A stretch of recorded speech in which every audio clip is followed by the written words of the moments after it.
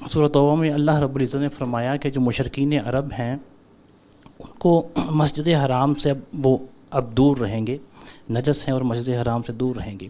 اس کی جو تصریح آپ نے البیان میں فرمائی ہے کہ یہ جو حکم تھا اس دور کے مشرکین کے لیے تھا، اس دور میں اگر مشرکین دعوت دین سمجھنے کے لیے آنا چاہیں تو وہ آ سکتے ہیں۔ اس کے ساتھ ساتھ آپ یہ بھی فرماتے ہیں کہ مشرکین عرب جزیرہ نماء عرب میں مستقل سکونت اختیار نہیں کر سکتے اور عبادت گاہیں اپنی تعمیر نہیں کر سکتے۔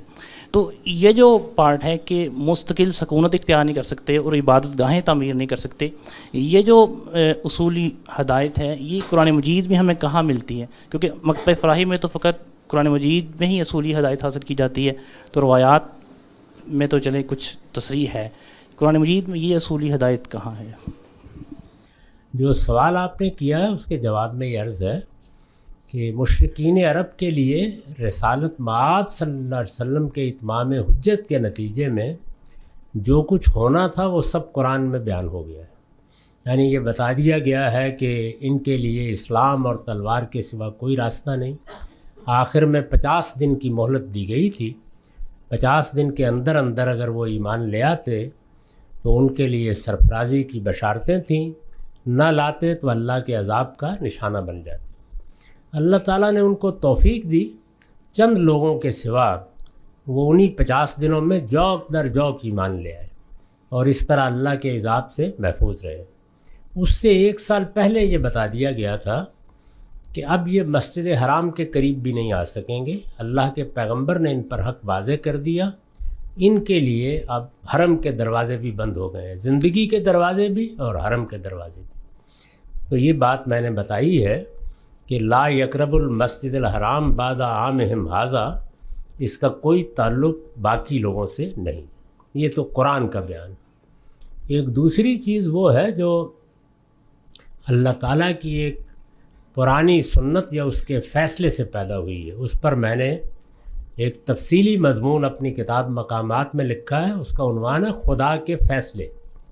اس میں یہ بتایا ہے کہ اللہ تعالیٰ نے 2 علاقوں کو اپنے لیے خاص کیا ہے۔ اس کے لیے قرآن کی تعبیر ہے الارض المقدسہ، سورہ مائدہ میں۔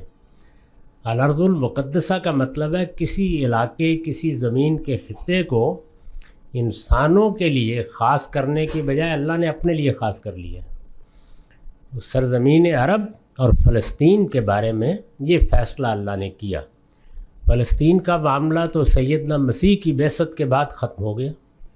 یہ بتا دیا گیا کہ جن کے لیے یہ فیصلہ کیا گیا تھا جب وہ میرے عذاب کے مستحق ٹھہرے ہیں، تو اب میں یہ اپنی امانت ایک دوسری قوم کو تفویض کر رہا ہوں۔